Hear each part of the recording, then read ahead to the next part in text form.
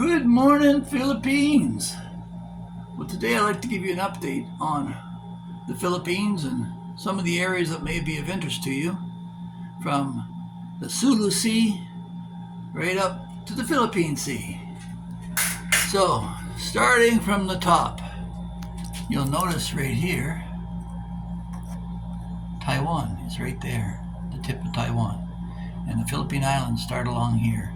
There's only a 200-mile gap between the Philippines and Taiwan. So when China starts pushing towards Taiwan, it's going to be bumping into Philippine vessels for sure. And the Luzon Strait, a lot of things go through here. Wiring, cabling, things for your internet, your world banking. It's a vulnerable spot. If it got cut out, banking could be disrupted worldwide. Then you get the Babuyan Islands, which come close to the main island of Luzon. And in the north there, it's cooler, with places like Baguio, where a lot of people like to go, where there's pine trees and it's a lot cooler. And you have down here, just further south, San Carlos and others, Angeles, where a lot of American expats live and do their blogs. And you have Manila Bay here. And Manila Bay, in the inset, you'll see there's places like Quezon, which is a large area of the city, and it's not marked right here, but Makati's in here as well. And this is the site of Japanese, Spanish, and American fights over the city and the islands themselves. It's the center of the government, and the country is run from here as a port. It does a fair bit of trade as well. And then you got down here Tagaytay and Taal Lake, which is an island in a lake on an island in an ocean. And there's a volcano there. But you'll see, if you come up here, around here is Mount Pinatubo. It's not marked, but in 1991 there was an explosive volcano there, one of the worst in modern history, and it blanketed the whole area of Luzon with ash, and millions of people were affected and ended up moving south, many of them. But because of the large amount of volcanic dust and things that you get, some of the beach fronts here are black sand beaches. But more importantly, around Manila Bay is prone to flooding all the time. And they have problems with that consistently. Now, starting here and working its way all the way down the coast is a trench deep in the ocean, 10,000 feet deep and more. They don't know really how deep it is, but there was at one time discussion by the government of extracting the heavy water that may be sitting in the bottom of this, along with the hydrogen, as part of a investment scheme, but that seems to have faded to the wayside. So when we head down the island a bit, this is half the population of the Philippines is right in this whole upper area. And the language spoken here is Tagalog, as is the language of the Philippines officially, along with English as a second language, and the language of the court system. So when you get down here, you have the island Mindoro. You'll see quite often people trying to sell beachfront properties in this area. And down along here, there's some interesting beaches here that you might want to look at. At the tip of Samar, you'll actually find pink sand beaches, which is quite interesting and an anomaly. And then you come down through here at the top of Mindoro. The chain of islands that extends down here is Palawan, where you'll find some unique wildlife. And part of Princesa is the capital of this province, and there's caves in here that were thought to be the longest in the world until they found some longer ones, deeper ones in Mexico. Up here you have El Nido. This is where a lot of the tourist sites are. People like to head out there. And then over here, off the tip of the island of Panay, is where Boracay, the very famous Boracay beaches, are found.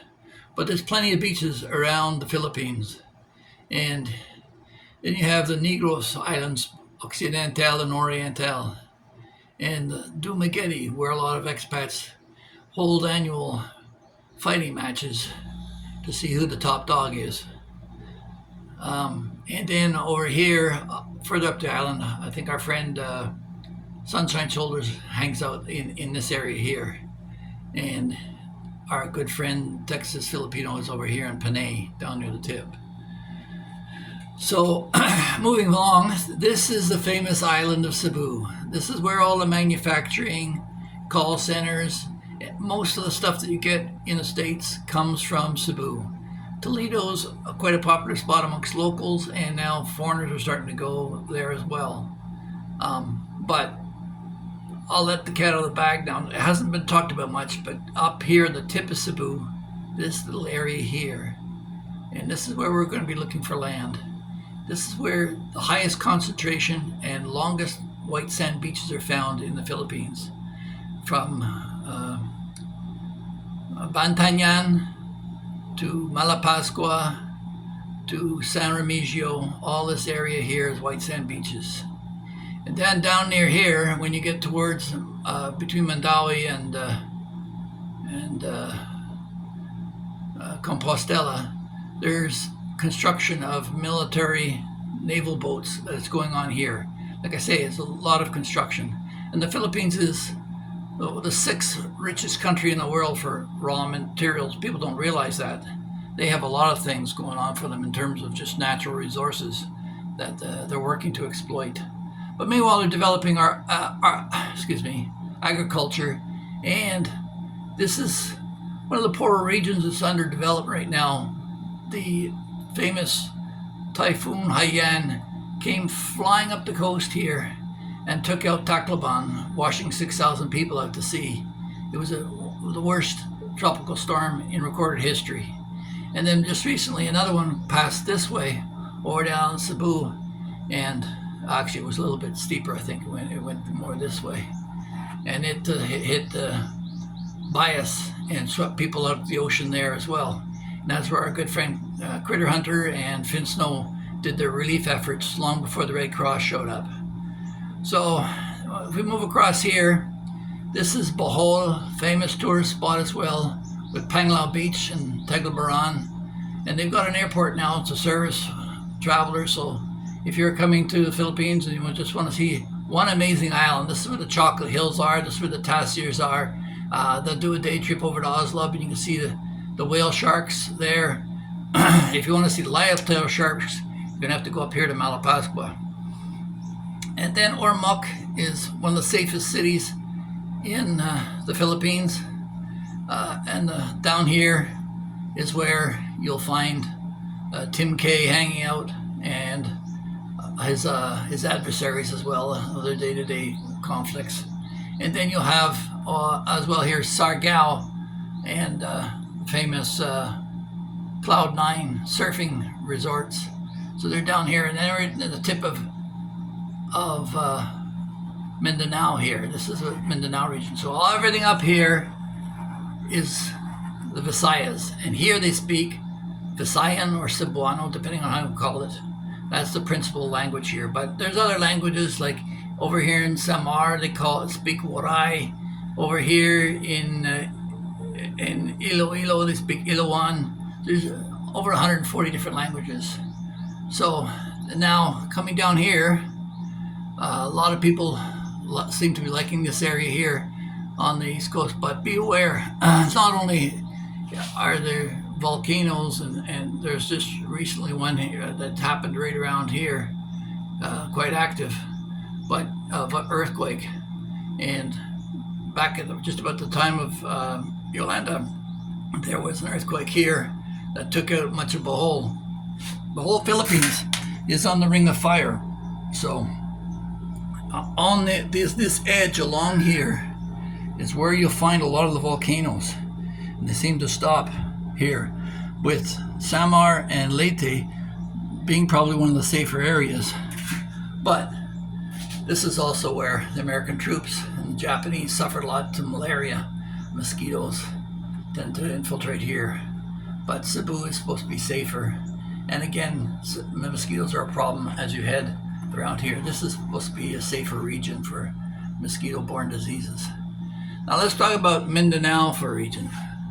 Now, Mindanao gets a lot of bad press, and unjustifiably so. If I were to say anywhere not to go, I would say draw a line right about here and stay out of this area. If you're going to be pushing your Bible thumping ways, they're largely Muslim, and people tend to leave them alone. But the native people there have been under assault for some time. The Sultan of Sulu's waged war and caused trouble here years ago. And if you come over here to Davao, which is the mayor of Davao ended up becoming the president of the country, President Duterte, and he cleaned that area up with the use of CCTV usage, backed up his police, and it's known as to be the safest spot in all of Asia. So, yeah, if you want to come to Mindanao and you want to feel safe, you can come to Davao, and they have up here in Kidapawan, that's the earthquake area that you have to watch out for. And the insurgents did move over here into Marawai, and the troops of the Philippine Army drove them out and flattened the town. So that happened years ago, and they still get bad press about that. But for the large part, all of eastern Mindanao is completely safe. I wouldn't worry about it.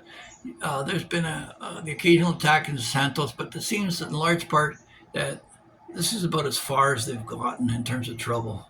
So that doesn't mean you can't come here to these areas. I'd still say that you're safer here than any day in Chicago or Detroit. So yeah, the Mindanaos, for large part, you respect them, they'll respect you. And there's some beautiful areas here. The largest mountain in the Philippines is found here. I've forgotten the name of it now. And now on an overview, here in Palawan, there have been attacks from terrorists, Muslim terrorists. There's pirates in this area of the Sulu Sea. It's notorious for pirates. So it's nothing particular to the Philippines. It's just the activity generally. It's very hard to police. And they have taken people off the beaches south of Puerto Princesa and kidnapped them years ago. So if you do decide, the tourist areas are largely up here, so stay up here. But beware of mosquitoes. Again, a lot of people are unaware of, but that's probably your major issue. It's been stated in scientific literature that half of the entire population of people on this world died as a result of the mosquito. So it's by far the most dangerous animal on the planet for such a small size. What else can I tell you? I can't reiterate enough the hazards of this coastal area for typhoons. But strangely enough, when you get around here, for some reason, maybe it's the latitude or whatever, it doesn't seem to be as affected as much by typhoons. It just seems to be coming like north of here for the most part. And there's a lot of mud too in Leyte. You got to watch out for that with your motorbike. You get jammed up in muds. Different islands have different perspectives in geography, because where this is largely pushed up from the ocean in the Chocolate Hills, and a lot of it is coral that's pushed up, and you get a lot of that here in Cebu as well.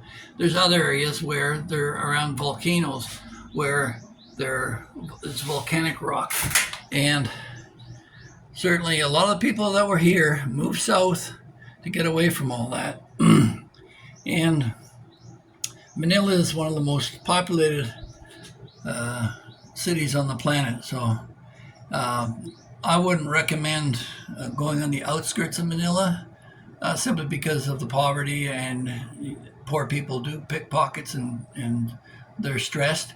But if you stay in there, you can go to BGC and the new capital of the Manila and the surrounding areas. So, what else? This is where the Philippine Sea actually is, right up at the top.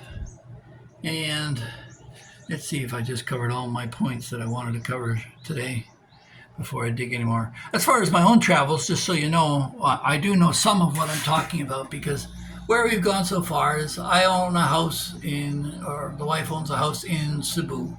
I've been to Manila, and it was cooler weather up there than it is down here. But yeah, her family comes from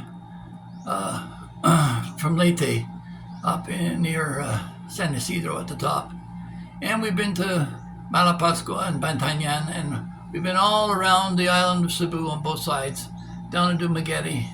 And when we met, we went over to Bohol and we did the whole tour all around there. So my only real experience in the Philippines has been in this area. So I can't talk with eyewitness authority. We have plans to someday go to Palawan and maybe visit Boracay, but that's just something to tick off the list.